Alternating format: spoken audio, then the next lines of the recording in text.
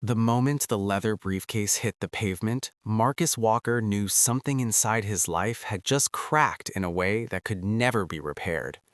The sound echoed sharply across the glass walls of the corporate building behind him, scattering the papers that had been neatly arranged inside the case only seconds earlier, sending contracts and financial reports fluttering across the concrete sidewalk like frightened birds escaping a storm.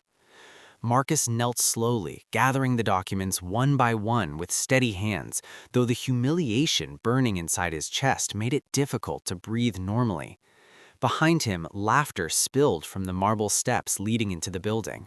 Not quiet laughter, not polite laughter, but loud, careless laughter that carried the sharp edge of cruelty. His wife was laughing, her brother was laughing, her parents were laughing. They were standing together at the top of the steps outside Carter and Maddox financial headquarters, looking down at him like spectators watching a street performer who had accidentally embarrassed himself.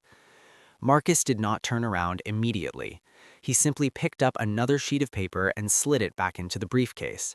Because dignity, he had learned long ago, was something a man could still control even when the world tried to take everything else away. But the wind swept another contract across the sidewalk. Marcus reached for it, and that was when his wife spoke. Look at him. Her voice carried easily across the quiet morning street. Still amused, still dismissive. He actually thought he could come inside today. Her brother laughed again. I told you he would try. Marcus paused for a moment, the paper still in his hand. Then he finally turned. Angela Carter stood beside her father near the building entrance, dressed in a tailored navy business dress that reflected the wealth and confidence her family carried like a badge of honor.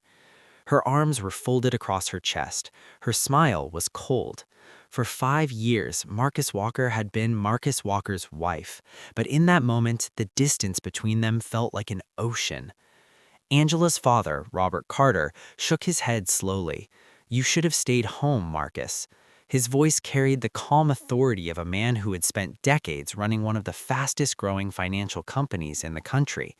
This building is for professionals. Marcus stood slowly, the briefcase now closed in his hand. He looked at the tall glass tower behind them. Carter and Maddox Financial Group, a company valued at nearly $3 billion, a company Angela's family had spent 20 years building, and a company currently facing the most critical financial negotiation of its existence. Marcus glanced at Angela again. I only came to support you. Angela laughed softly. Support me. She gestured toward the building behind her. Marcus, this is a $4 billion funding negotiation. Her brother, Jason, stepped forward, shaking his head. You're a freelance consultant who barely makes enough to pay rent. He pointed at Marcus's worn jacket. What exactly were you planning to contribute? The laughter returned. Marcus remained calm. Because what none of them knew, what none of them had bothered to learn, was the truth about the documents that had just scattered across the sidewalk. They were not random papers. They were not meaningless contracts. They were the funding authorization documents, $4 billion. Marcus Walker had arrived that morning as the man prepared to sign the financial approval that would save Carter and Maddox from the bankruptcy they were desperately trying to hide. But Angela's family never believed Marcus was capable of anything important. To them, he was simply the quiet husband Angela had married during a difficult year of her life. A man they tolerated, a man they ignored, a man they laughed at. Angela's mother stepped forward beside her daughter. Angela told you not to come here today. Marcus nodded once. She did. Angela stepped down one stair, her heels clicking sharply against the stone. Because today matters. Her voice carried a tone that had once been affectionate years ago, but had slowly transformed into something colder. My family is negotiating the largest deal in the company's history. Marcus said nothing. Angela continued, and the last thing we need is my unemployed husband embarrassing us in front of the investors. Jason chuckled. Too late for that. Marcus finally spoke. I didn't come to embarrass anyone. Angela tilted her head slightly. Then why are you here? Marcus held the briefcase gently. To meet someone. Jason laughed loudly. Who? Marcus met Angela's eyes. The investors.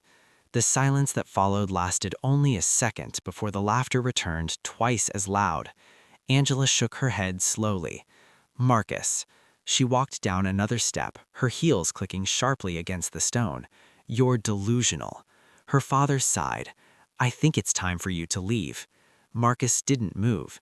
Angela's brother stepped forward aggressively. No, he pointed toward the street. You don't leave. Then he shoved Marcus, hard. Marcus stumbled backward down the last step, losing his balance as the briefcase slipped from his hand again. The documents exploded across the sidewalk. Angela's family burst into laughter. Angela covered her mouth, trying to hide her smile. Jason clapped his hands once. Well, that solves the problem. He pointed toward the street. Stay out there. Angela looked down at Marcus one last time. You don't belong in our world. The glass doors behind them slid open. Inside the lobby, a group of sharply dressed executives had just arrived, the investors. Angela's father turned toward them quickly, his posture changing instantly into the polished professionalism that had made him successful. Perfect timing, he said with a confident smile. Welcome to Carter and Maddox Financial. The executives nodded politely, but one of them paused because he had noticed the man kneeling on the sidewalk outside the building, Marcus Walker, slowly gathering the scattered documents. And the moment he recognized the name printed across the contract pages, his eyes widened slightly, because those documents carried the signature authority of one of the most powerful investment figures in the country, Marcus Walker, the billionaire who controlled the private equity fund responsible for approving the $4 billion rescue investment Carter and Maddox desperately needed, the man they had just thrown into the street. And inside the building, Angela's family had absolutely no idea what they had just done. The wind that moved through the downtown street carried the faint smell of rain, and Marcus Walker remained kneeling on the sidewalk for a few moments longer, carefully placing each sheet of paper back inside the leather briefcase, as if the humiliation that had just occurred behind him were nothing more than an inconvenience rather than the public spectacle it had been. Cars moved slowly through the intersection nearby, and pedestrians passed along the sidewalk with curious glances toward the man gathering documents at the base of the glass tower. But Marcus did not rush. He did not show anger. He simply worked quietly, his expression calm, his movements deliberate, the same way he had approached every challenge throughout the long years that had built his fortune. Above him, the glass doors of Carter and Maddox Financial closed behind Angela and her family as they ushered their guests into the building lobby, their voices fading as the conversation shifted from mockery to polished professionalism. Inside the lobby, the atmosphere was dramatically different. The marble floors gleamed beneath the soft lighting of the high ceiling, and the Carter family's reception staff moved quickly to greet the arriving investors with the kind of rehearsed confidence expected during a high-stakes corporate meeting. Angela walked beside her father toward the elevators, her posture straight, her expression once again composed as though the scene outside had never happened. Her brother Jason followed closely behind them, still smiling with satisfaction. Well, he said quietly, that solved that problem. Angela's father gave a short nod. Yes. He pressed the elevator button. The last thing we needed today was Marcus embarrassing us.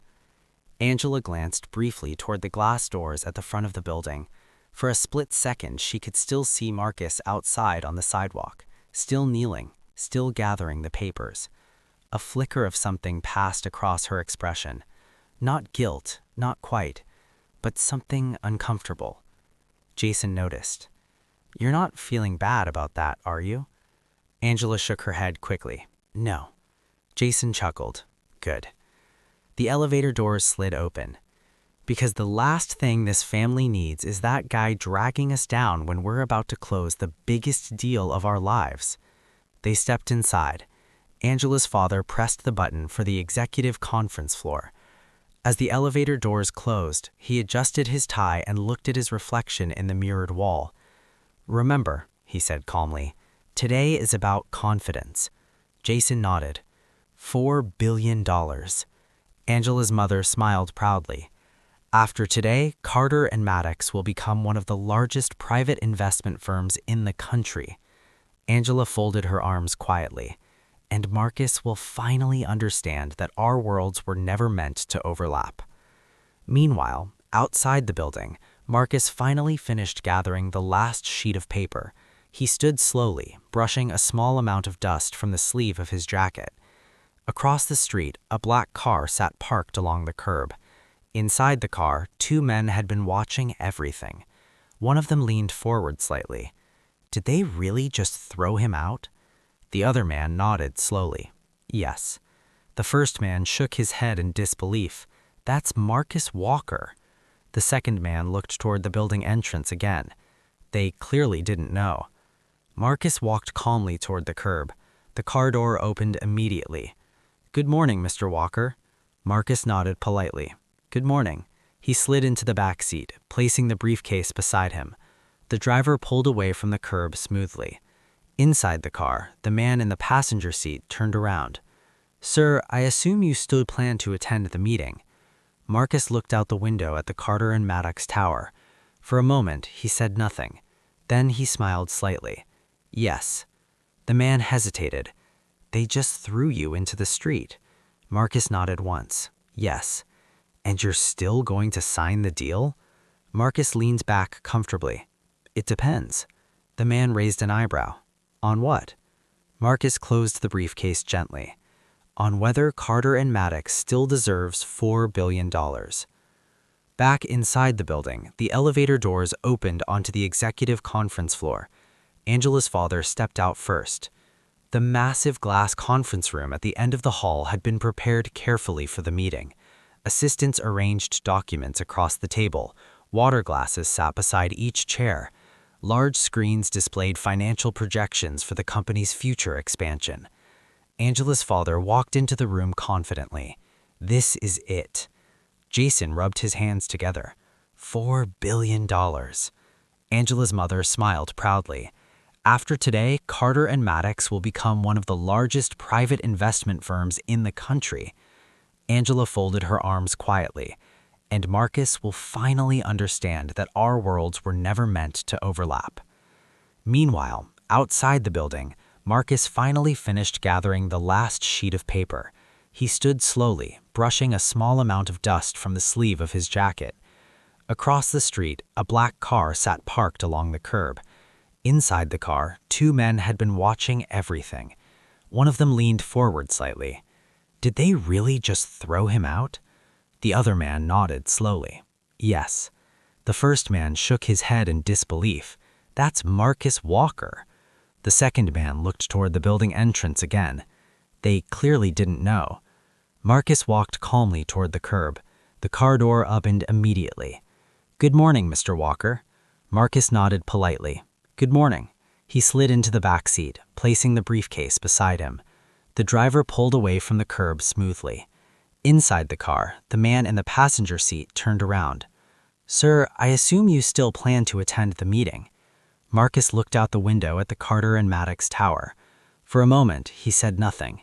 Then he smiled slightly. "Yes." The man hesitated. "They just threw you into the street." Marcus nodded once. "Yes." "And you're still going to sign the deal?" Marcus leaned back comfortably. "It depends." The man raised an eyebrow. "On what?" Marcus closed the briefcase gently. "On whether Carter and Maddox still deserves $4 billion. Back inside the building, the elevator doors opened onto the executive conference floor. Angela's father stepped out first. The massive glass conference room at the end of the hall had been prepared carefully for the meeting. Assistants arranged documents across the table. Water glasses sat beside each chair. Large screens displayed financial projections for the company's future expansion. Angela's father walked into the room confidently. This is it. Jason rubbed his hands together. $4 billion. Angela's mother smiled proudly. After today, Carter and Maddox will become one of the largest private investment firms in the country. Angela folded her arms quietly. And Marcus will finally understand that our worlds were never meant to overlap. Meanwhile, outside the building, Marcus finally finished gathering the last sheet of paper. He stood slowly, brushing a small amount of dust from the sleeve of his jacket. Across the street, a black car sat parked along the curb. Inside the car, two men had been watching everything. One of them leaned forward slightly. Did they really just throw him out? The other man nodded slowly. Yes. The first man shook his head in disbelief. That's Marcus Walker. The second man looked toward the building entrance again. They clearly didn't know. Marcus walked calmly toward the curb. The car door opened immediately. Good morning, Mr. Walker. Marcus nodded politely. Good morning. He slid into the back seat, placing the briefcase beside him. The driver pulled away from the curb smoothly. Inside the car, the man in the passenger seat turned around. Sir, I assume you still plan to attend the meeting. Marcus looked out the window at the Carter and Maddox Tower. For a moment, he said nothing. Then he smiled slightly. Yes. The man hesitated. They just threw you into the street. Marcus nodded once. Yes. And you're still going to sign the deal? Marcus leaned back comfortably. It depends. The man raised an eyebrow. On what? Marcus closed the briefcase gently. On whether Carter and Maddox still deserves $4 billion. Back inside the building, the elevator doors opened onto the executive conference floor. Angela's father stepped out first. The massive glass conference room at the end of the hall had been prepared carefully for the meeting. Assistants arranged documents across the table. Water glasses sat beside each chair. Large screens displayed financial projections for the company's future expansion. Angela's father walked into the room confidently. This is it. Jason rubbed his hands together. $4 billion. Angela's mother smiled proudly. After today, Carter and Maddox will become one of the largest private investment firms in the country. Angela folded her arms quietly. And Marcus will finally understand that our worlds were never meant to overlap. Meanwhile, outside the building, Marcus finally finished gathering the last sheet of paper. He stood slowly, brushing a small amount of dust from the sleeve of his jacket. Across the street, a black car sat parked along the curb. Inside the car, two men had been watching everything. One of them leaned forward slightly. Did they really just throw him out? The other man nodded slowly. Yes. The first man shook his head in disbelief. That's Marcus Walker. The second man looked toward the building entrance again. They clearly didn't know. Marcus walked calmly toward the curb. The car door opened immediately. Good morning, Mr. Walker. Marcus nodded politely. Good morning. He slid into the back seat, placing the briefcase beside him. The driver pulled away from the curb smoothly. Inside the car, the man in the passenger seat turned around. Sir, I assume you still plan to attend the meeting. Marcus looked out the window at the Carter and Maddox Tower. For a moment, he said nothing. Then he smiled slightly. Yes. The man hesitated. They just threw you into the street. Marcus nodded once. Yes. And you're still going to sign the deal? Marcus leaned back comfortably. That depends. The man raised an eyebrow. On what? Marcus closed the briefcase gently. On whether Carter and Maddox still deserves $4 billion. Back inside the building, the elevator doors opened onto the executive conference floor. Angela's father stepped out first. The massive glass conference room at the end of the hall had been prepared carefully for the meeting. Assistants arranged documents across the table. Water glasses sat beside each chair. Large screens displayed financial projections for the company's future expansion. Angela's father walked into the room confidently. This is it. Jason rubbed his hands together. $4 billion. Angela's mother smiled proudly. The biggest day in Carter family history. One of the company's financial officers approached quickly. Mr. Carter? Yes? There is one detail, sir. What detail? The primary investor hasn't arrived yet. Angela frowned. What do you mean? The officer checked his notes. The funding group is represented by Walker Capital Holdings. Angela froze. Walker? The officer nodded. Yes. Angela's father looked confused. Who's their lead investor? The officer answered clearly. Marcus Walker. For a moment, no one spoke. Jason laughed. Wait, he looked at Angela. Isn't that... Angela shook her head immediately. That's impossible. Her father frowned. There must be another Marcus Walker. The officer shook his head. No, sir. He turned the tablet screen toward them. On it appeared a photograph, a familiar face. Angela stared at the screen. Her heart stopped.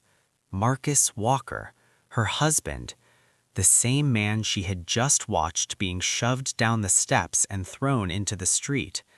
Jason whispered slowly, "No way."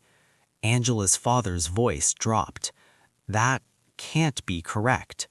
The officer continued reading. Marcus Walker, founder and majority shareholder of Walker Capital Holdings, estimated net worth $52 billion. Silence filled the room. Jason stepped backward slightly. Angela's hands began to shake.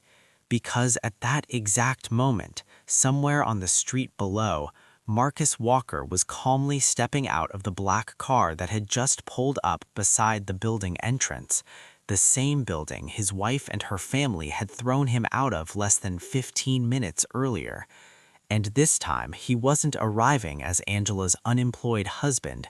He was arriving as the billionaire investor holding the $4 billion deal their company desperately needed. And the Carter family was about to realize the worst mistake of their lives.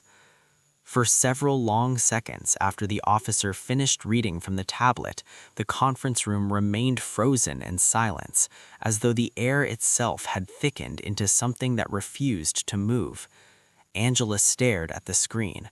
Her heart pounded so loudly she could hear it echoing inside her ears. Marcus Walker, her husband, the same man she had just watched being shoved down the steps and thrown into the street. Jason was the first to speak. No.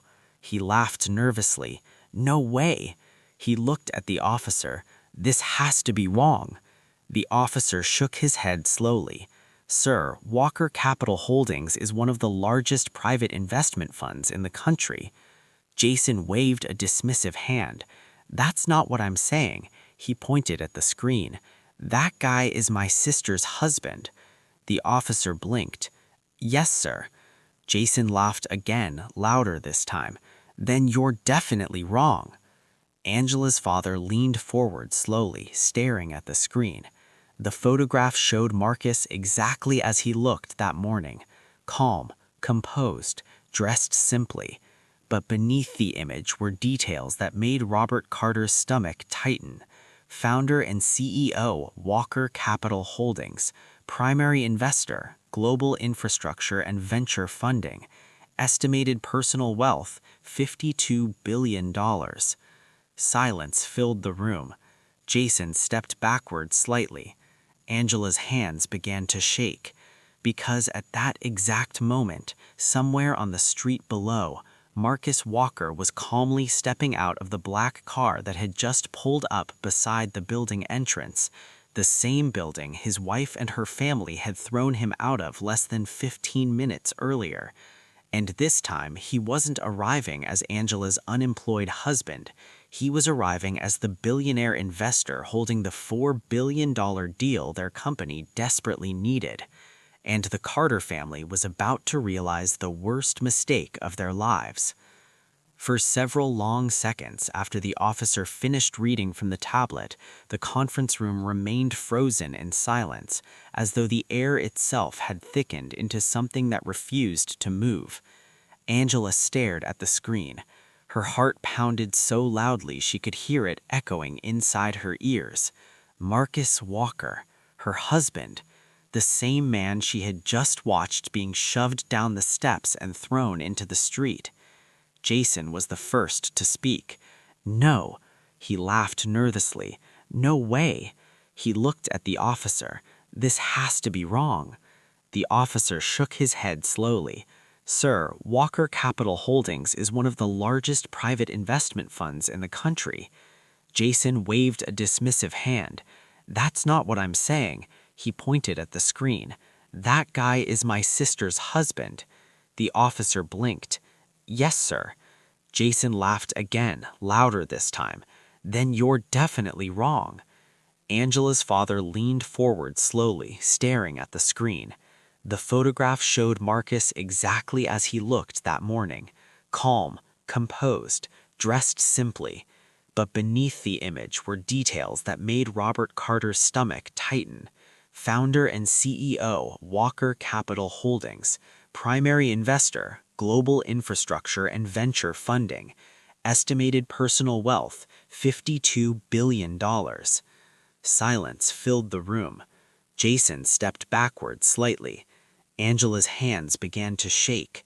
Because at that exact moment, somewhere on the street below, Marcus Walker was calmly stepping out of the black car that had just pulled up beside the building entrance, the same building his wife and her family had thrown him out of less than 15 minutes earlier. And this time, he wasn't arriving as Angela's unemployed husband. He was arriving as the billionaire investor holding the $4 billion deal their company desperately needed. And the Carter family was about to realize the worst mistake of their lives. For several long seconds after the officer finished reading from the tablet, the conference room remained frozen in silence, as though the air itself had thickened into something that refused to move. Angela stared at the screen. Her heart pounded so loudly she could hear it echoing inside her ears. Marcus Walker, her husband, the same man she had just watched being shoved down the steps and thrown into the street. Jason whispered slowly, "No way." Angela's father's voice dropped. "That can't be correct." The officer continued reading. Marcus Walker, founder and CEO, Walker Capital Holdings, primary investor, global infrastructure and venture funding. Estimated personal wealth, $52 billion. Silence filled the room. Jason stepped backward slightly. Angela's hands began to shake. Because at that exact moment, somewhere on the street below, Marcus Walker was calmly stepping out of the black car that had just pulled up beside the building entrance, the same building his wife and her family had thrown him out of less than 15 minutes earlier. And this time, he wasn't arriving as Angela's unemployed husband. He was arriving as the billionaire investor holding the $4 billion deal their company desperately needed. And the Carter family was about to realize the worst mistake of their lives. For several long seconds after the officer finished reading from the tablet, the conference room remained frozen in silence, as though the air itself had thickened into something that refused to move. Angela stared at the screen. Her heart pounded so loudly she could hear it echoing inside her ears. Marcus Walker, her husband, the same man she had just watched being shoved down the steps and thrown into the street. Jason whispered slowly, "No way." Angela's father's voice dropped. "That can't be correct." The officer continued reading. Marcus Walker, founder and CEO, Walker Capital Holdings. Estimated net worth, $52 billion. Silence filled the room. Jason stepped backward slightly. Angela's hands began to shake.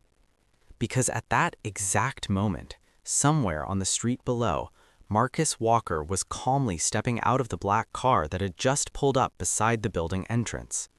The same building his wife and her family had thrown him out of less than 15 minutes earlier. And this time, he wasn't arriving as Angela's unemployed husband. He was arriving as the billionaire investor holding the $4 billion deal their company desperately needed. And the Carter family was about to realize the worst mistake of their lives.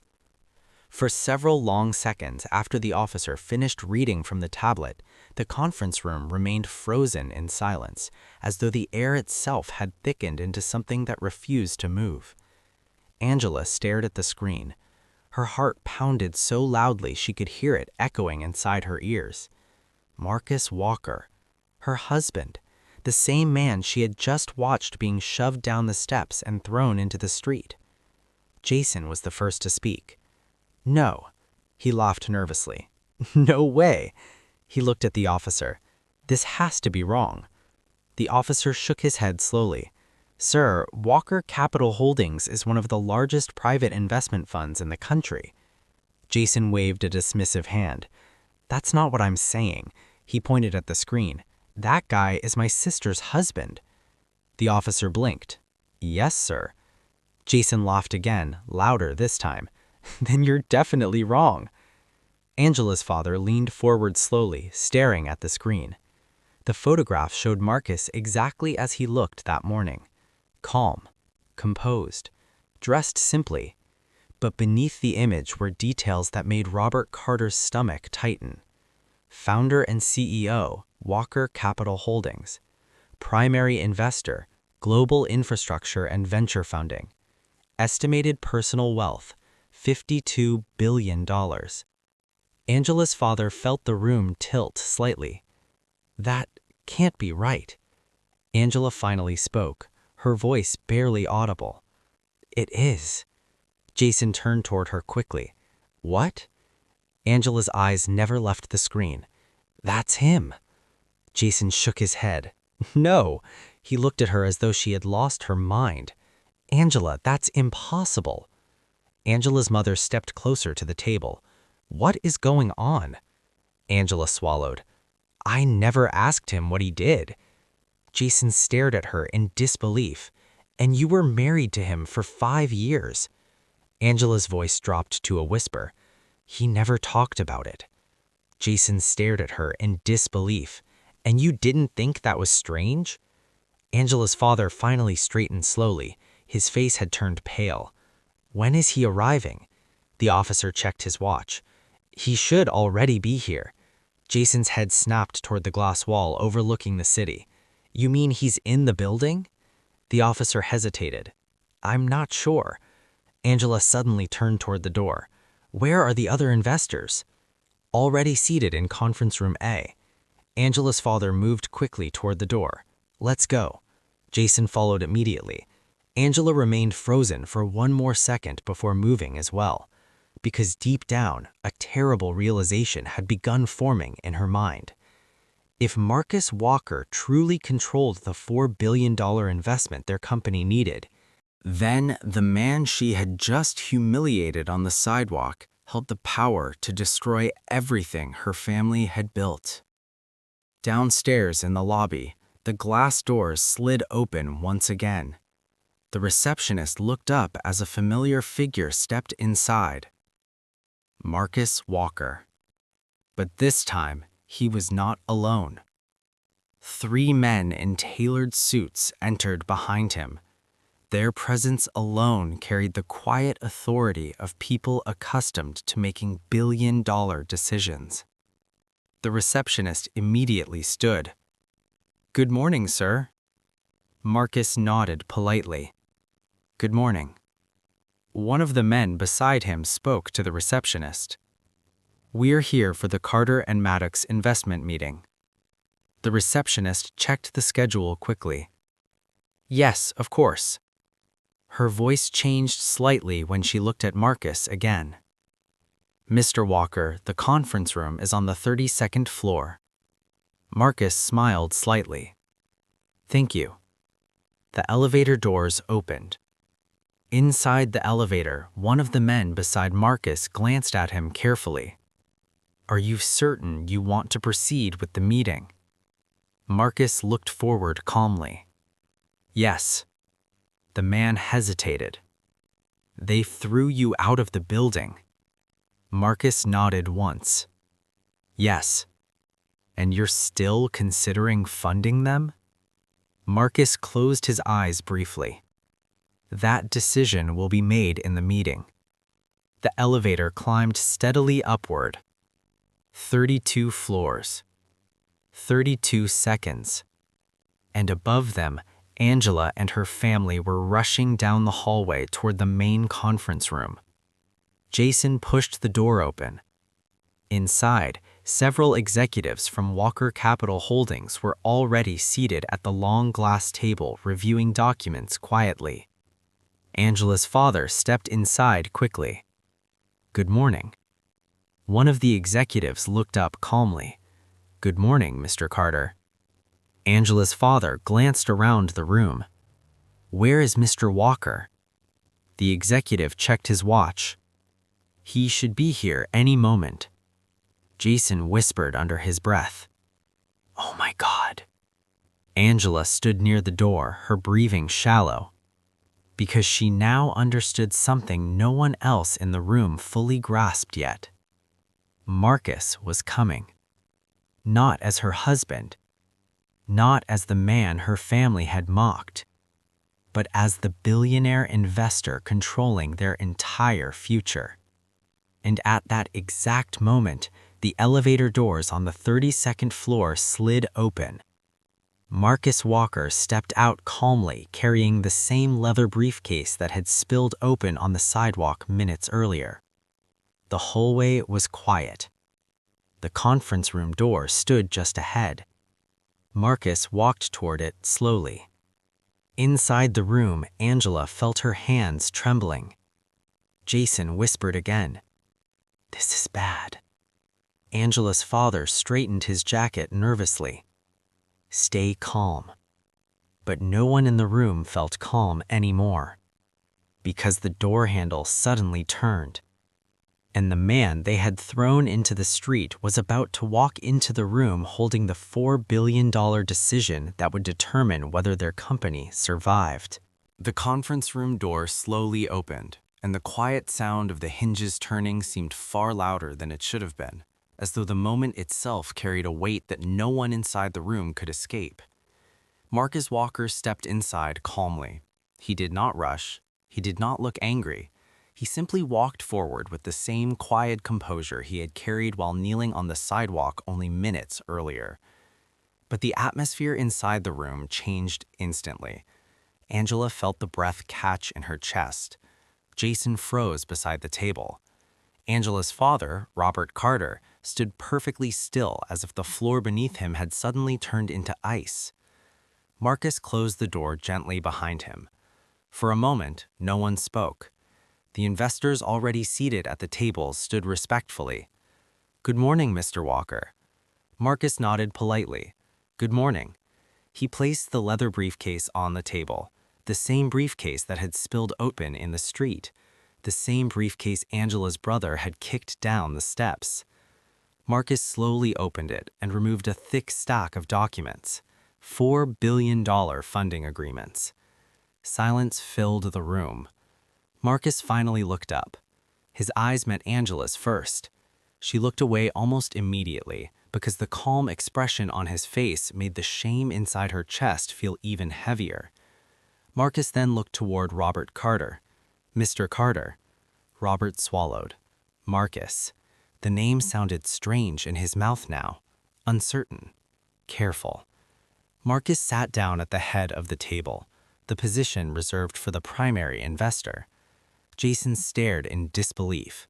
"Wait." He looked around the room. "Are we seriously pretending this guy is running the meeting?" One of the investors spoke calmly. "Mr. Walker is the lead investor for Walker Capital Holdings." Jason laughed nervously. "No, I mean," he pointed toward Marcus, "that's my sister's husband." The investor nodded politely. "Yes." Jason shook his head. "Then you don't understand." Marcus looked at him quietly. "Oh, they understand." Jason blinked. "What?" Marcus folded his hands calmly on the table. "They understand exactly who I am." Angela's father finally stepped forward. "Marcus, I believe there has been some misunderstanding." Marcus raised an eyebrow slightly. "A misunderstanding?" Robert nodded quickly. "Yes." He gestured toward the documents. "We didn't realize you were involved with Walker Capital." Marcus tilted his head slightly.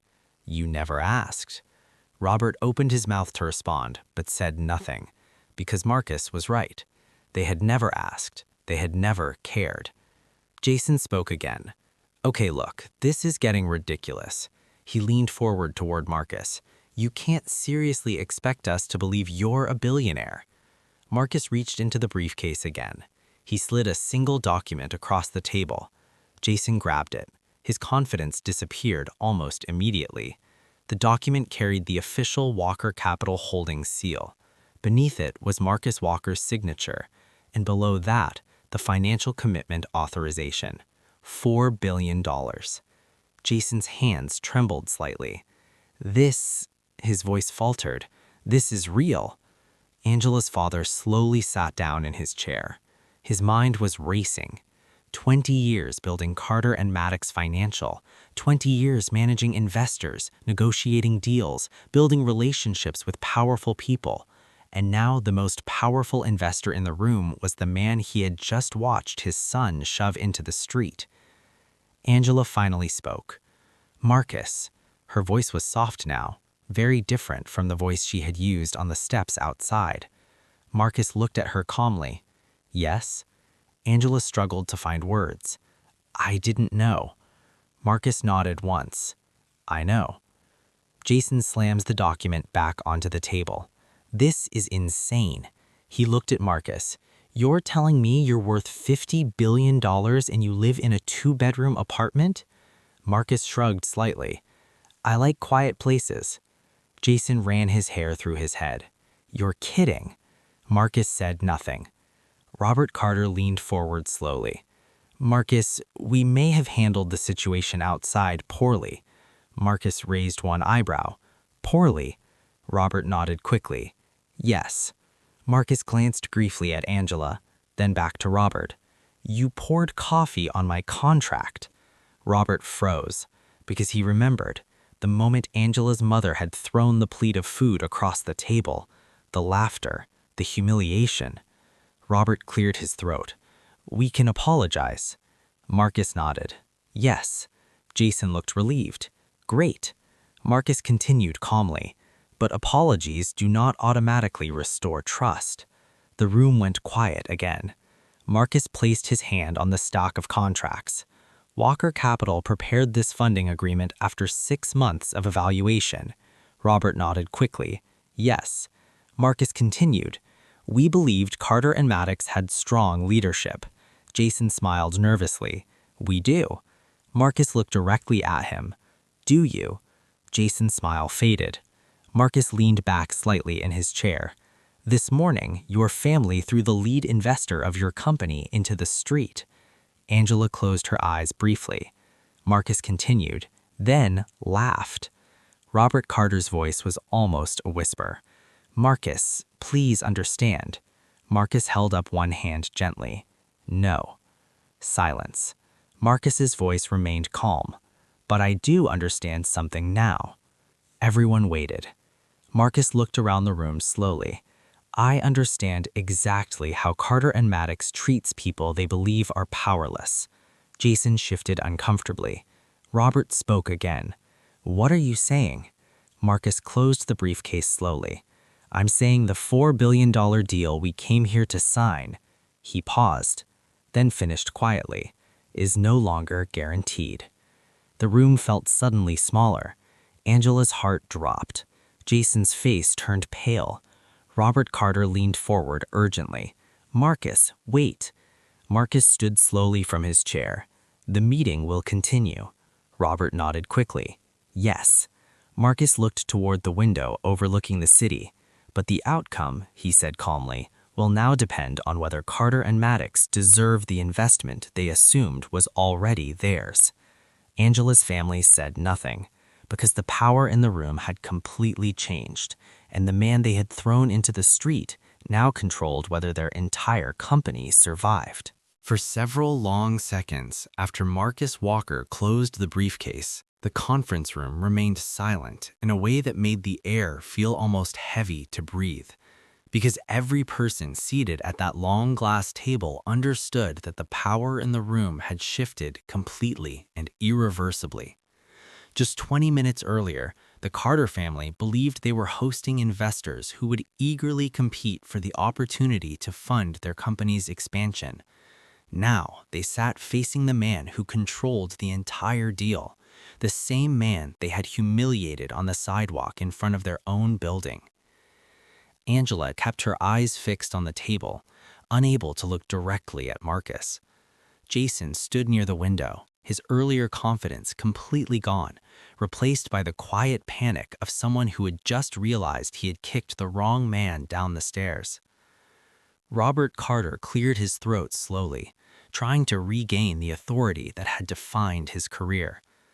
"Marcus," he said carefully, "I believe it would be best for everyone if we approached this meeting professionally." Marcus nodded calmly. "That would be wise." Robert folded his hands together on the table. "Our family's behavior outside the building this morning was unacceptable." Jason shifted uncomfortably. Angela's mother looked down at her lap. Robert continued, "And on behalf of Carter and Maddox Financial, I would like to apologize." Marcus said nothing. Robert added quietly, "We should not have treated you the way we did." Marcus leaned back slightly in his chair, his expression calm but unreadable. "Apologies are important," he said after a moment. Robert nodded. "Yes." Marcus continued, "But they don't erase what they reveal." Jason frowned. "What does that mean?" Marcus turned toward him. "It means actions reveal how people truly see the world." Jason opened his mouth to respond but stopped himself, because the truth in Marcus's voice left little room for argument. Angela finally spoke. Angela. Her voice was softer now than anyone in the room had ever heard it. Marcus looked at her. "Yes." Angela took a slow breath. "I didn't know." Marcus nodded once. "I know." Angela looked down at the table again. "I thought—" She hesitated. "I thought you had nothing." Marcus's voice remained calm. "And because of that, you believed you were better than me." Angela's silence confirmed the truth of it. Jason spoke suddenly. "Look, this is getting dramatic." He leaned forward. "The important thing is the deal." Marcus looked at him quietly. "The deal." Jason nodded quickly. "Yes." He gestured toward the documents. $4 billion. Marcus smiled faintly. "Yes." Jason relaxed slightly. "So let's focus on that." Marcus tilted his head slightly. "You seem very confident that the deal will proceed." Jason shrugged. "Our company is profitable." Marcus nodded. "Yes." Angela's father spoke again. "Carter and Maddox has grown consistently for 20 years. Marcus nodded again. "Yes." Robert leaned forward slightly. "We have delivered results that justify the investment." Marcus said nothing for a moment. Then he opened the briefcase again. Inside were several additional documents. He placed one on the table. The Carter family leaned forward. The paper showed a detailed report. Walker Capital Holdings, Global Investment Portfolio. Jason's eyes widened. "What is this?" Marcus answered calmly. "The company's Walker Capital currently funds." Jason scanned the page. Infrastructure, energy, artificial intelligence, transportation networks, medical technology. The numbers beside each company made Jason's mouth go dry. Marcus continued quietly. Walker Capital currently manages over $160 billion in active investments. Angela's mother gasped softly. Marcus added, "And personally, I own controlling shares in 47 of those companies." Jason stared at him. "That's impossible." Marcus shrugged. "It took 15 years. Robert Carter looked at Marcus with new understanding. "You built an empire." Marcus nodded once. "Yes." Jason rubbed his forehead. "And you never told anyone." Marcus looked at Angela. "I told the person who asked." Angela's chest tightened, because she realized something painful. She had never asked, not once. She had simply assumed. Marcus continued. "For the past 6 months, Walker Capital has evaluated Carter and Maddox as a potential expansion partner." Robert nodded quickly. Yes. Marcus continued. The $4 billion investment was intended to fund your company's international infrastructure division. Jason's eyes lit up slightly. That project alone could triple our revenue. Marcus nodded. Yes. Jason smiled nervously. Then we're still interested. Marcus looked at him. You're interested. Jason hesitated. Marcus leaned forward slightly. But the question now is whether Walker Capital is. The silence returned. Angela finally looked up again. Angela, please. Her voice trembled slightly. I know we hurt you. Marcus looked at her calmly. Angela continued. But this company is everything my family has built. Marcus nodded. I know. Angela swallowed. Please don't destroy it because of me. Marcus watched her for a long moment. Then he spoke quietly. This isn't about revenge. Angela looked surprised. It's about judgment. Jason frowned. What judgment? Marcus stood slowly from his chair. The judgment of whether Carter and Maddox deserves the kind of trust required to manage $4 billion. Robert Carter leaned forward urgently. We do. Marcus walked toward the window overlooking the city skyline. Behind him, the Carter family waited in silence. Marcus looked out across the buildings for a moment. Then he turned back toward the table. Trust, he said calmly, is built on character. No one spoke. Marcus's voice remained steady. And this morning, your family showed me exactly how you treat people you believe are beneath you. Angela lowered her eyes again. Marcus continued. So now the question before Walker Capital is very simple. Jason held his breath. Marcus finished quietly. Does Carter and Maddox deserve the opportunity they thought was already theirs?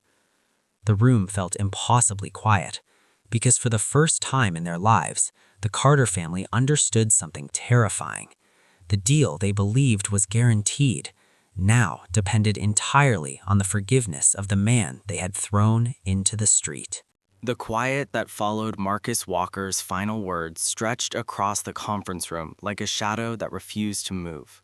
And for the first time since Carter and Maddox Financial had begun negotiating the $4 billion funding agreement, the Carter family found themselves sitting in a room where they were no longer the most powerful voices.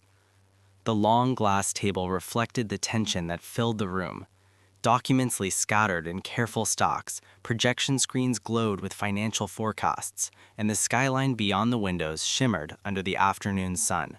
But none of those things mattered in that moment. Because the future of the company no longer depended on profit projections, it depended on Marcus Walker. Angela sat motionless beside her father, her hands clasped tightly together on the table, as if she were trying to hold something fragile that might shatter if she loosened her grip. Her brother Jason shifted uncomfortably in his chair near the window. The arrogance he had carried earlier that morning had vanished entirely. Angela's father, Robert Carter, leaned forward slowly, resting his hands on the table with the careful posture of a man who understood that one wrong sentence could cost him everything. Marcus, he said carefully, I believe Carter and Maddox has earned the opportunity to prove our leadership. Marcus remained standing near the window. He turned slowly. You believe that? Robert nodded. Yes. Marcus walked back toward the table. The quiet sound of his footsteps seemed louder than it should have been. Robert continued. Our company has grown steadily for 20 years. We've expanded into global infrastructure, technology investments, and energy development. Our financial record speaks for itself. Marcus stopped beside the table. Yes, he said calmly. It does. Jason leaned forward slightly. So then why are we still talking about this? Marcus looked at him. Jason forced a small smile. The numbers are good. Marcus nodded once. Yes. Jason continued. The project you're funding will double our international footprint. Marcus nodded again. Yes. Jason spread his hand slightly. So the deal makes sense. Marcus looked at him quietly. For the company. Jason blinked. What does that mean? Marcus walked slowly around the table. It means the project is financially sound. Robert relaxed slightly. That's what we've been saying. Marcus continued walking. But the leadership responsible for managing that project, he stopped behind Robert's chair, is another matter. The room fell silent again. Angela's mother shifted nervously in her seat. Jason frowned. What are you saying? Marcus moved back toward the head of the table. I'm saying Walker Capital invests in companies led by people we trust. Robert spoke quickly.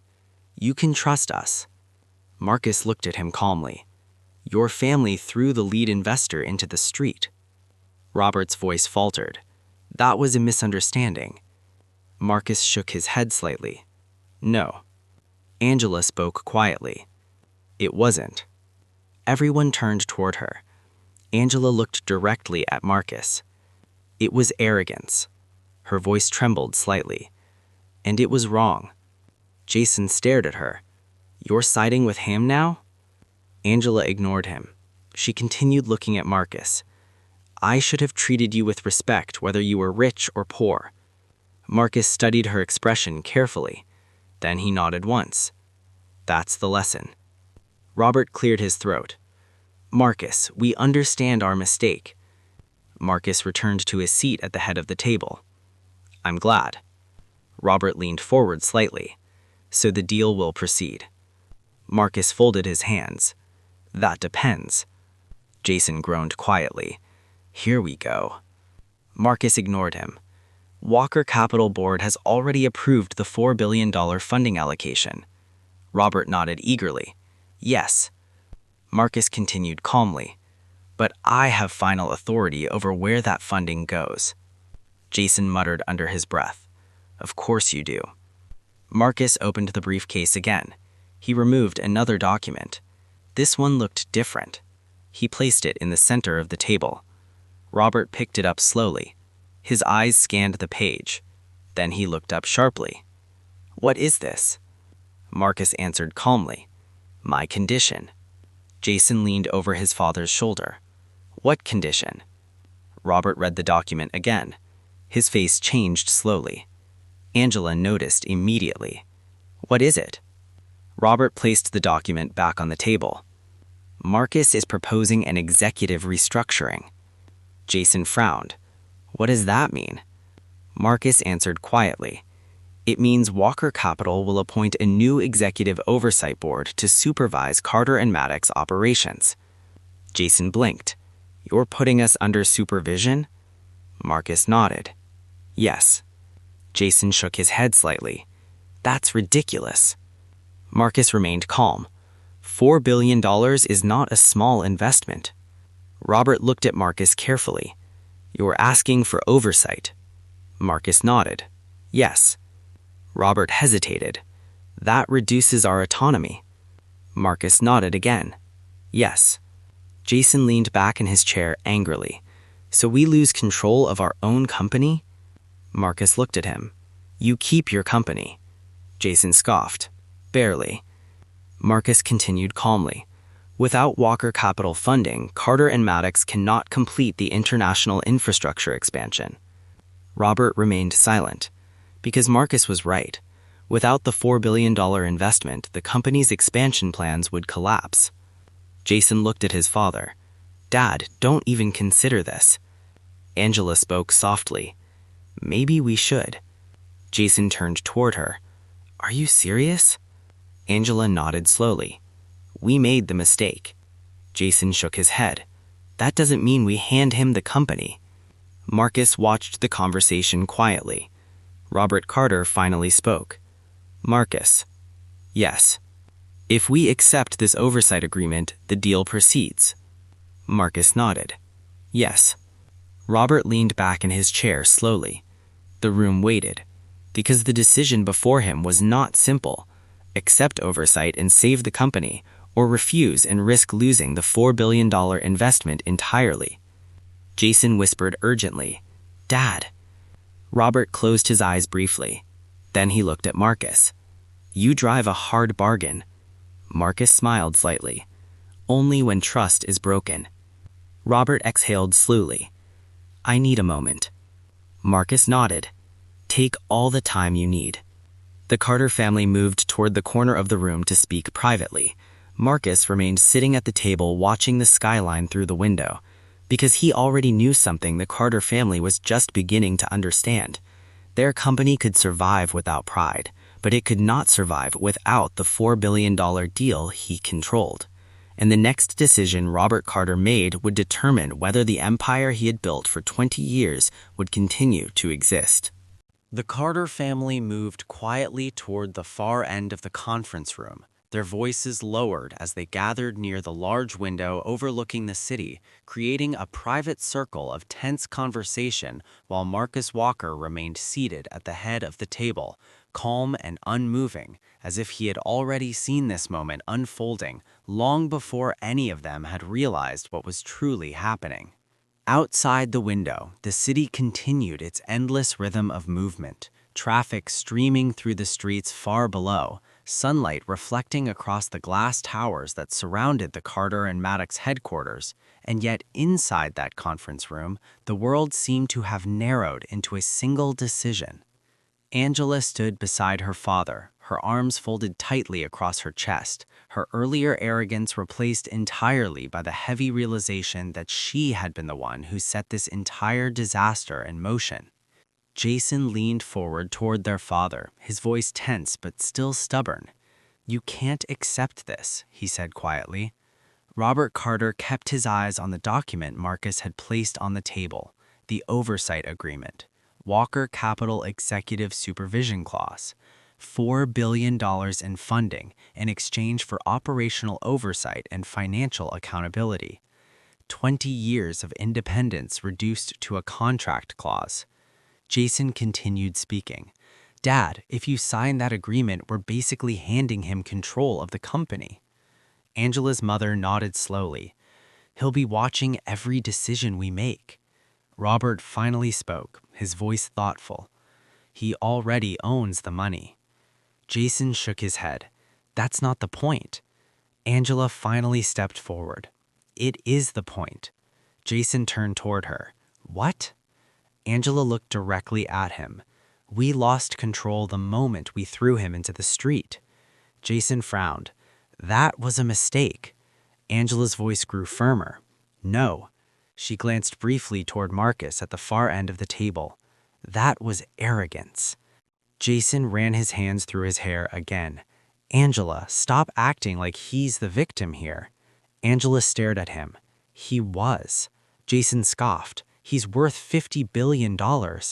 Angela answered quietly. "And we treated him like he had nothing." Silence fell over the small circle. Robert Carter slowly removed his glasses and rubbed the bridge of his nose. He had spent his entire life building Carter and Maddox Financial, from a small consulting office to a multinational investment firm worth billions.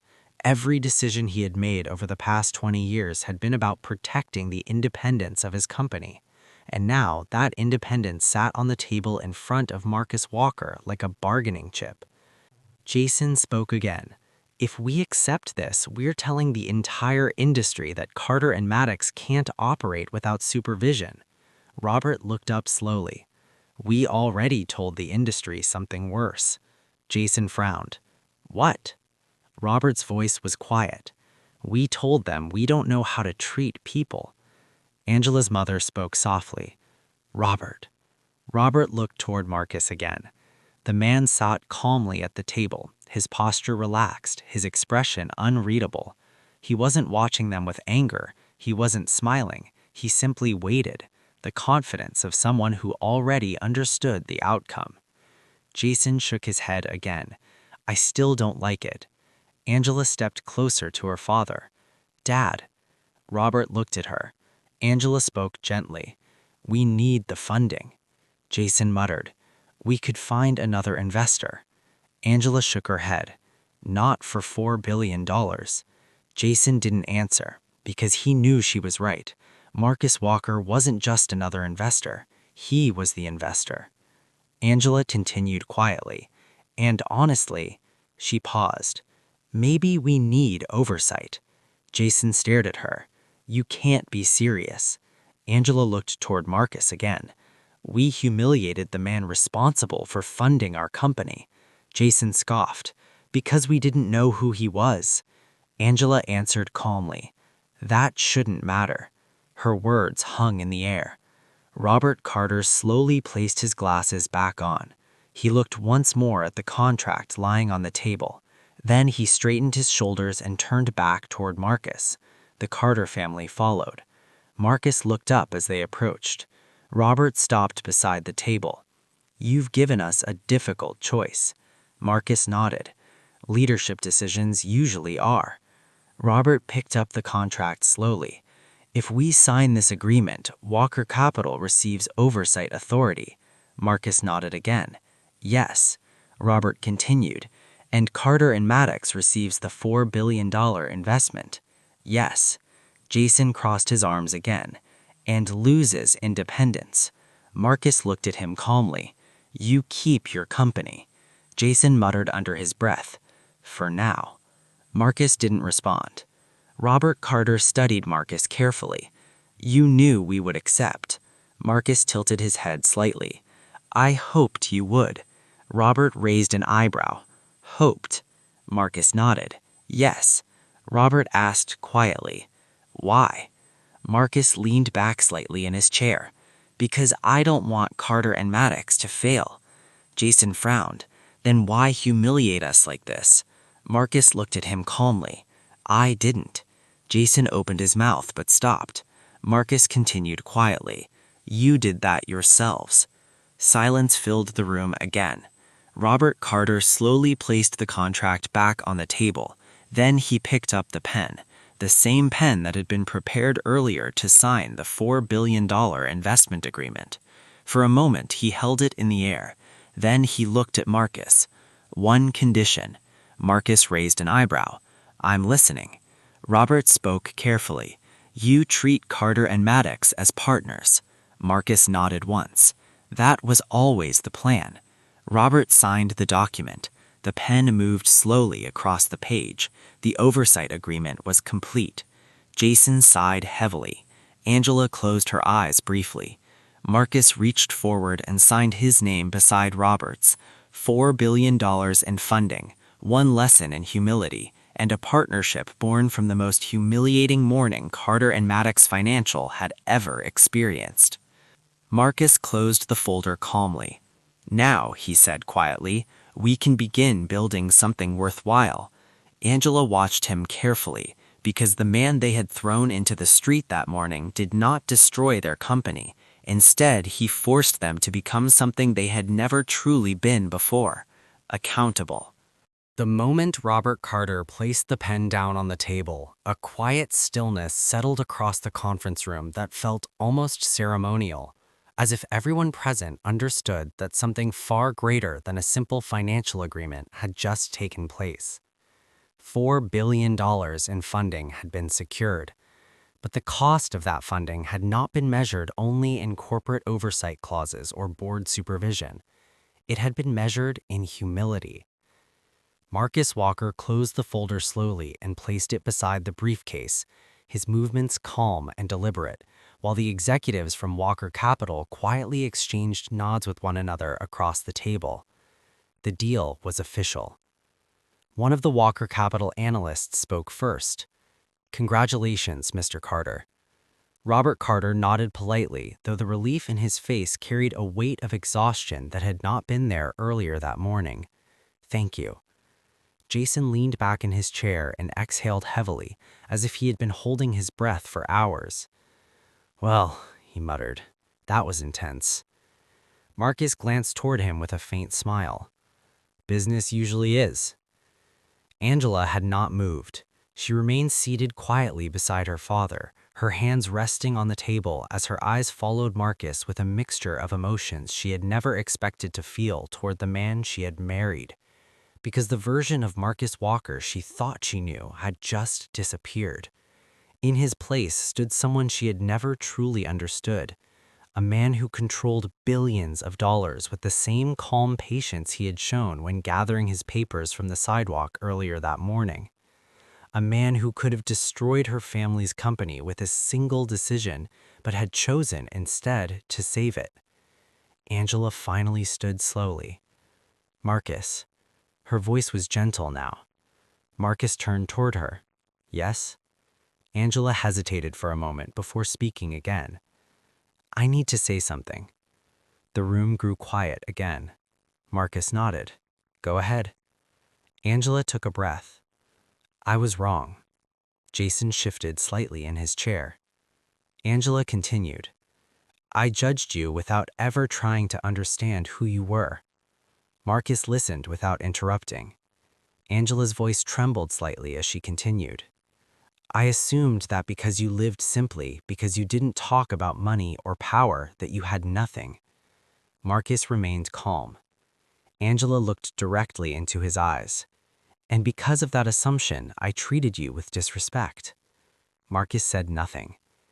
Angela lowered her head slightly. I'm sorry. The words felt heavier than anything she had said all day. Marcus studied her expression for several seconds. Then he nodded once. Thank you. Angela looked surprised. That's it? Marcus smiled faintly. What else would you expect? Angela struggled to answer. I thought you would be angry. Marcus shrugged slightly. Anger rarely solves anything. Jason laughed quietly. Speak for yourself. Marcus glanced toward him briefly. I have. Jason cleared his throat and looked away. Robert Carter stood slowly from his chair. Marcus. Marcus turned toward him. Yes. Robert extended his hand across the table. I want to thank you for the decision you made today. Marcus shook his hand calmly. I invested in your company because it has potential. Robert nodded. And because you believe we can do better. Marcus's expression softened slightly. Yes. Robert looked toward Angela. We all can. The Walker Capital executives began gathering their documents, quietly preparing to leave now that the agreement had been finalized. One of them approached Marcus. Mr. Walker, the press conference is scheduled for tomorrow morning. Marcus nodded. Good. Jason frowned. Press conference? Marcus looked toward him. The announcement of the $4 billion investment. Jason rubbed the back of his neck. Oh. Robert straightened his jacket. That will attract a lot of attention. Marcus nodded. Yes. Jason muttered under his breath. Especially after what happened this morning. Angela shot him a warning look. Jason. Jason raised his hands. I'm just saying. Marcus closed the briefcase again. The story tomorrow will focus on the investment. Jason looked skeptical. You really think the press won't dig deeper than that? Marcus looked at him calmly. People see what they want to see. Jason shrugged. I guess. The executives from Walker Capital began leaving the room. Within a few minutes, only Marcus and the Carter family remained. The atmosphere had changed. The earlier tension had softened into something quieter. Robert Carter walked toward the window overlooking the city. This deal changes everything for our company. Marcus joined him beside the glass. You're expanding your reach internationally. Robert nodded slowly. You're giving Carter and Maddox the opportunity to become a global infrastructure powerhouse. Marcus looked out at the skyline. Opportunities matter only if people grow into them. Robert smiled slightly. We will. Marcus turned toward him. I believe you will. Angela watched the two men speaking. The strange thing was that they looked less like rivals now and more like partners. Jason finally stood from his chair. Well, he said awkwardly, I guess this morning didn't go exactly the way we planned. Marcus smiled faintly. No. Jason rubbed the back of his neck again. For what it's worth, he hesitated. Sorry about the shove. Marcus nodded once. Accepted. Angela's mother spoke softly from the far side of the table. Marcus. Marcus looked toward her. Yes? Her voice carried genuine regret now. We treated you poorly. Marcus nodded. Yes. She added quietly. That won't happen again. Marcus simply said, I believe you.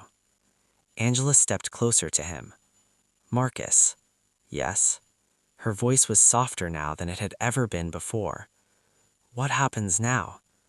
Marcus looked at her for a moment. Then he answered calmly. Now we build something better. Angela nodded slowly, because for the first time since that humiliating morning outside the building, she finally understood the lesson Marcus had been trying to teach without ever saying it directly. Respect should never depend on knowing someone's wealth, and the man she had once called her poor husband had just proven that power doesn't always arrive wearing expensive suits or announcing itself with pride. Sometimes it arrives quietly and waits patiently for the truth to reveal itself. The morning after the deal was signed, Carter and Maddox's financial headquarters looked very different from the building Marcus Walker had stood outside of only a day earlier.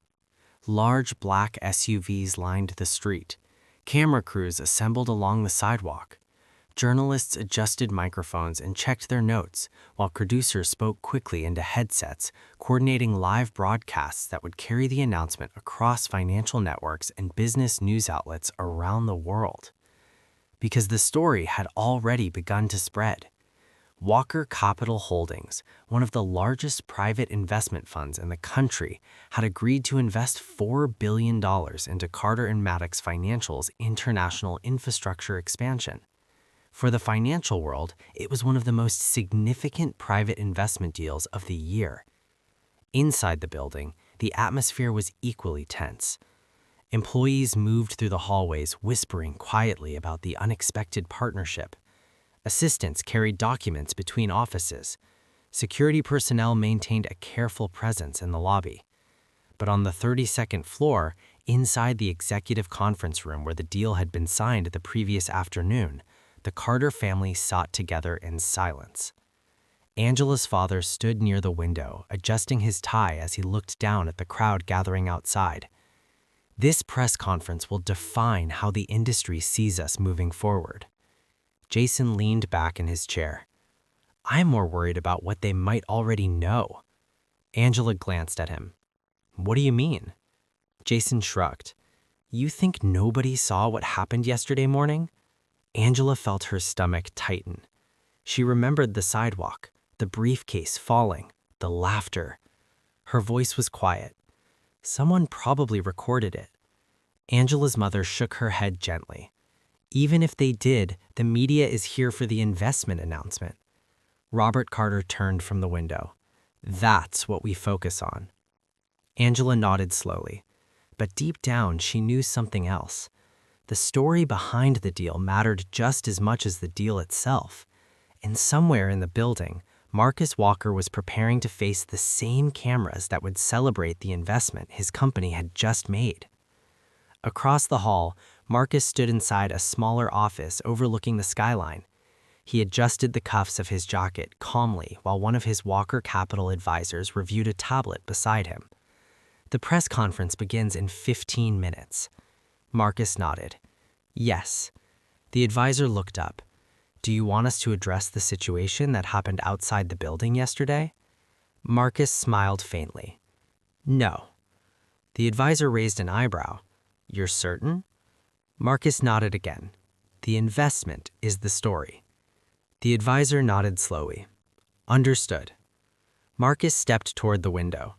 The crowd outside had grown larger. He could see cameras pointed toward the building entrance, journalists waiting for statements. Marcus spoke quietly. Sometimes the best response is simply moving forward. A knock sounded at the door. Angela stepped inside slowly. Marcus turned. For a moment, neither of them spoke. Angela closed the door behind her. I didn't want to interrupt the preparations for the meeting. Marcus shook his head slightly. You didn't. Angela walked closer. Her expression carried the same quiet humility she had shown the day before. I know today is important for the company. Marcus nodded. It is. Angela hesitated before speaking again. But I didn't come here to talk about the company. Marcus waited. Angela looked at him carefully. I came to talk about us. Marcus's expression remained calm. Angela continued, I spent most of last night thinking about everything that happened. Marcus said nothing. Angela's voice softened. I kept replaying that moment on the steps outside the building. Marcus leaned lightly against the desk behind him. Angela's eyes filled slightly. The way we treated you. Marcus nodded once. Yes. Angela continued quietly. I don't know how I became that person. Marcus studied her face. Angela finished softly.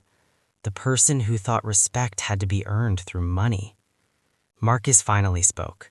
It's an easy mistake to make. Angela was surprised. You don't hate me? Marcus smiled faintly.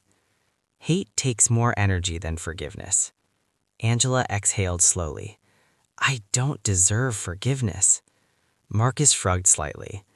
That's not how forgiveness works. Angela looked at him for several seconds. Marcus, why did you never tell me who you were? Marcus thought about the question for a moment. Then he answered honestly. Because I wanted to know who loved me without knowing. Angela lowered her eyes. And I failed that test. Marcus said nothing. Angela looked up again. Is there any chance we can fix what I broke? Marcus didn't answer immediately. Instead, he looked out the window again at the city below. The noise of the crowd outside drifted faintly through the glass. Then he turned back toward her. Today isn't about the past. Angela listened carefully. Marcus continued. It's about what people do next. Angela nodded slowly. A knock sounded again. One of Marcus's advisors stepped inside. Mr. Walker, the press conference is ready. Marcus nodded. Thank you. The advisor stepped back out. Marcus looked at Angela one last time. We should go. Angela followed him toward the door, because whatever happened between them personally would have to wait. Outside, hundreds of cameras waited.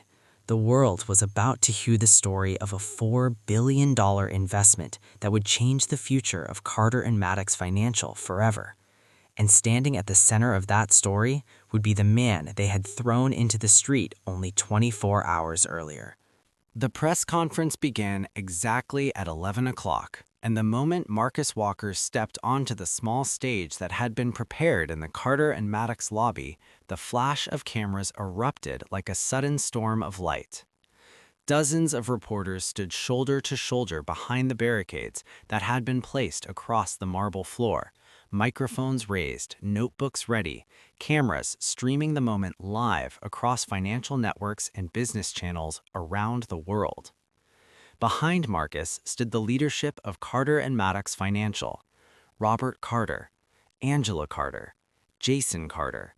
Executives from both companies lined the back of the stage, their expressions professional but tense, because everyone in that room knew something the audience watching the broadcast did not. Less than 24 hours earlier, the man standing at the center of that stage had been thrown into the street outside the same building. And now he stood there as the investor responsible for saving the company. Marcus stepped up to the podium calmly. The room grew quiet. He adjusted the microphone slightly. Good morning. The reporters leaned forward. Marcus continued. Yesterday, Walker Capital Holdings finalized a $4 billion investment agreement with Carter and Maddox Financial. The statement triggered a wave of camera flashes. Marcus spoke clearly and calmly, his voice carrying easily across the room. This investment will fund the international expansion of Carter and Maddox's infrastructure division, allowing the company to operate in multiple global markets over the next 5 years. A reporter raised her hand immediately. Mr. Walker, this is one of the largest private investment deals of the year. What made Carter and Maddox the right partner? Marcus glanced briefly toward Robert Carter beside him. Then he answered, because strong companies grow through accountability. Robert nodded slightly. Marcus continued. Walker Capital believes in investing not only in financial potential, but in leadership that can grow and adapt. Another reporter spoke quickly. Mr. Carter, what does this investment mean for your company? Robert stepped forward toward the microphone.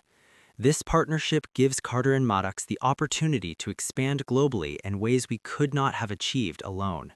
His voice carried confidence, but there was also humility there now that had not existed before. Another reporter raised his hand. Mr. Walker, your investment includes an oversight agreement between Walker Capital and Carter and Maddox leadership. Can you explain why that was necessary? The room quieted slightly. Marcus answered calmly. Because great companies are built through transparency and responsibility. Angela watched him carefully. Marcus continued. When organizations grow quickly, oversight helps ensure they remain accountable to the values that built them. The reporters scribbled notes quickly. One of them asked another question. Mr. Walker, your personal investment strategy has always been somewhat private. What motivated you to take such a large position in Carter and Maddox? Marcus paused for a moment before answering. Because sometimes the greatest opportunities appear when people are forced to learn. Robert Carter glanced at him briefly. He understood exactly what Marcus meant. The press conference continued for nearly 20 minutes. Questions about global infrastructure, questions about financial strategy, questions about Walker Capital's long-term goals. But eventually, the questions began to slow. Marcus stepped back from the microphone. Thank you all for coming. The reporters applauded lightly as the stage began to clear. Executives and assistants moved quickly to escort the media toward the building exit, while security directed the cameras away from the stage. Within minutes, the lobby had returned to a quieter rhythm. Marcus stepped down from the stage. Robert Carter approached him immediately. That went well. Marcus nodded. Yes. Robert looked at him for a moment. You handled those questions better than I expected. Marcus smiled slightly. I've answered harder ones. Jason walked up beside them. Well, the company just secured $4 billion. He rubbed the back of his neck awkwardly. I guess that makes yesterday the strangest day in Carter and Maddox history. Marcus chuckled softly. That's one way to describe it. Angela stood nearby, watching quietly. Robert placed his hand on Marcus's shoulder. Thank you. Marcus looked at him. For what? For giving us the chance to correct our mistake. Marcus nodded once. Use the opportunity wisely. Robert smiled. We will. Jason cleared his throat. And, for the record, he hesitated. Sorry again about the shove. Marcus laughed quietly. I've had worse mornings. The group shared a brief moment of quiet. Then Robert spoke again. The oversight team from Walker Capital begins working with our executives next week. Marcus nodded. Yes. Robert looked toward the elevators. Then we should start preparing for the expansion. Marcus turned toward the building entrance. Outside, the press vehicles were beginning to leave. The crowd that had gathered earlier was already dispersing. The city was returning to its normal rhythm. Angela stepped closer to him. Angela? He looked. Yes. Her voice was calm. I meant what I said yesterday. Marcus waited. Angela continued. I want to become someone worthy of the respect you showed today. Marcus studied her expression carefully. Then he nodded slightly. That's a good place to start. Angela smiled faintly. They walked together toward the glass doors. Outside, the sidewalk where everything had begun the day before looked completely ordinary again. Cars passed through the intersection. Pedestrians moved along the street. No one watching would have guessed that this spot had been the center of a moment that changed the future of a billion-dollar company. Marcus paused near the steps. Angela noticed. He looked down briefly at the place where his briefcase had fallen the day before. Then he looked back at the building. Funny, he said quietly. Angela followed his gaze. What is? Marcus smiled faintly. Yesterday, this was the place where your family thought I had nothing. Angela nodded slowly. Marcus continued. And today, it's the place where we started building something worth billions. Angela looked at him thoughtfully. You always believed that. Marcus shrugged slightly. I believed people can learn. Angela looked back at the building again. And we did. Marcus nodded once. Then he walked down the steps toward the street. Angela followed beside him. Because sometimes the greatest lesson in power isn't showing people how strong you are. Sometimes it's showing them that respect matters more than wealth. And the man they once believed was a poor husband had just taught them a lesson that would guide their company and their lives for the rest of their future.